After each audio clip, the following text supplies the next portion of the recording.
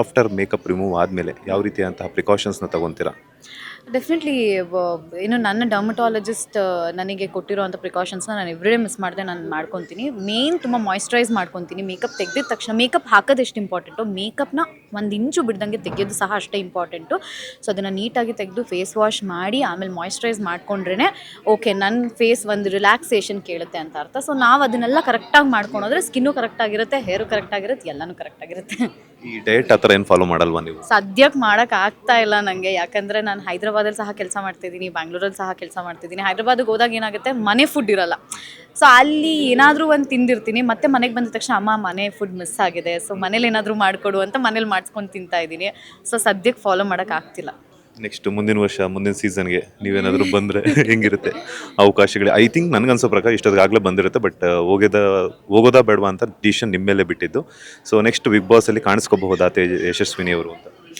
ಕಾರಣಾಂತರಗಳಿಂದ ನಾನು ಡೆಫಿನೆಟ್ಲಿ ಹೋಗೋಕ್ಕಾಗಿಲ್ಲ ಕೆಲವೊಂದು ಸೀಸನ್ಗಳಿಗೆ. ನೋಡೋಣ ಮುಂದೆ ಆ ಒಂದು ಆಪರ್ಚುನಿಟಿ ಮತ್ತೆ ಬಂದರೆ, ಅಥವಾ ನನಗೆ ಆ ಟೈಮಲ್ಲಿ ಹೋಗಬೇಕು ಅಂತ ಅನಿಸಿದ್ರೆ, ಅಥವಾ ಎಲ್ಲನೂ ಕೂಡಿ ಅಂದರೆ ಒಂದು ಕೆಲಸ ಮಾಡಬೇಕು ಅಂದರೆ ಋಣ ಇರಬೇಕು ಅಂತಾರಲ್ಲ, ಆ ಋಣ ಬಂದರೆ ಡೆಫಿನೆಟ್ಲಿ ಹೋಗಬಹುದೇನೋ ಗೊತ್ತಿಲ್ಲ. ನಿಮ್ಮ ಆಡಿಯನ್ಸ್ಗೆ ಏನು ಹೇಳ್ತೀರಾ ಫೈನಲ್ ಆಗಿ, ಅಭಿಮಾನಿಗಳಿಗೆ? ನನ್ನ ಆಡಿಯನ್ಸ್ ಅಂತ ಹೇಳೋಕ್ಕಿಂತ ಮೊದಲನೇದಾಗಿ ಧನುಷ್ ಅದು ಜಿನುಗೋ ಮಳೆ PRK ಯೂಟ್ಯೂಬ್ ಚಾನಲಲ್ಲಿ ರಿಲೀಸ್ ಆಗಿದೆ. ನಾನಿವತ್ತು ಅವನ್ನ ಸಪೋರ್ಟ್ ಮಾಡೋದಕ್ಕೆ ಅಂತ ಬಂದಿದ್ದೀನಿ. ಸೊ ನೀವು ಸಹ ಬಿಗ್ ಬಾಸಲ್ಲಿ ಅವನನ್ನು ತುಂಬ ಪ್ರೀತಿ ಕೊಟ್ಟು ಸಪೋರ್ಟ್ ಮಾಡಿದ್ದೀರಾ. ಹಾಗೆ ಈ ಒಂದು ಆಲ್ಬಮ್ ಸಾಂಗು ಕೂಡ ಸಪೋರ್ಟ್ ಮಾಡಿ ಅಂತ ಕೇಳ್ಕೊತೀನಿ. ಹಾಗೆ ಡೆಫಿನೆಟ್ಲಿ ಗಿಲ್ಲಿಗೆ ಸಪೋರ್ಟ್ ಮಾಡುತ್ತಾರೆ, ನಮ್ಮ ಧನುಗೂ ಸಪೋರ್ಟ್ ಮಾಡಿ ಪ್ಲೀಸ್. ಆಯಿತಾ? ಖುಷಿನಾ? ನಾನೆಲ್ಲ ಖುಷಿ, ಅಭಿಮಾನಿಗಳು ಖುಷಿ ಪಡಬೇಕು. ಅದೇ ಮೊದಲನೇದಾಗಿ ದಯವಿಟ್ಟು ಅದನ್ನು ತಲೆಯಿಂದ ತೆಗೆದಾಕಿ. ಗಿಲ್ಲಿಗೆ ಮಾತ್ರ ಸಪೋರ್ಟ್ ಮಾಡೋದಕ್ಕಾಗಲ್ಲ, ಯಾಕಂದರೆ ಧನು ಸಹ ನನಗೆ ಎಷ್ಟೋ ವರ್ಷಗಳಿಂದ ಫ್ರೆಂಡು.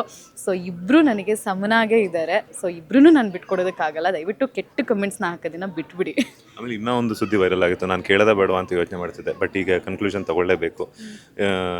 ಯಶಸ್ವಿನಿ ಅವರು ಗಿಲ್ಲಿಯವ್ರ ಮದುವೆ ಆಗ್ತಿತ್ತು, ಒಂದು ಕಮೆಂಟ್ಸ್ಗಳ ಮೂಲಕ ಬಂದಿತ್ತು. ಅದೇ ನಾನು ಗಮನಕ್ಕೂ ಬಂದಿರುತ್ತೆ.